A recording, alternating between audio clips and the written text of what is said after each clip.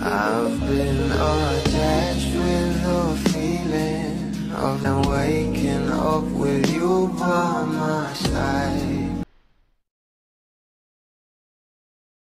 Bawat update nga talaga patungkol sa ating Donnie at Belle ay talagang pinag-uusapan. Alam naman natin na itong ang ating couple ay meron nga ang mga solo ganaps at talagang nagkikita pa rin para sa kanilang date.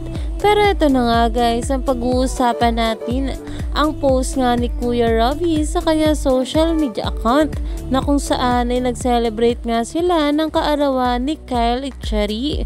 At ayon pa nga guys dito, Tokyo, Japan daw. At talagang umani nga agad dito ng maraming komento mula sa mga bula na ayon nga guys dito, huy, yung pan ni Belinda hashtag Donnie Pangilinan, dahil alam naman natin na ito nga ang ating Kuya Robbie Domingo at si Donnie Pangilinan ay talagang matalik ngang magkaibigan, kaya naman talagang alam na alam ni Kuya Robbie ang tunay na estado ng relasyon ng ating couple ngayon.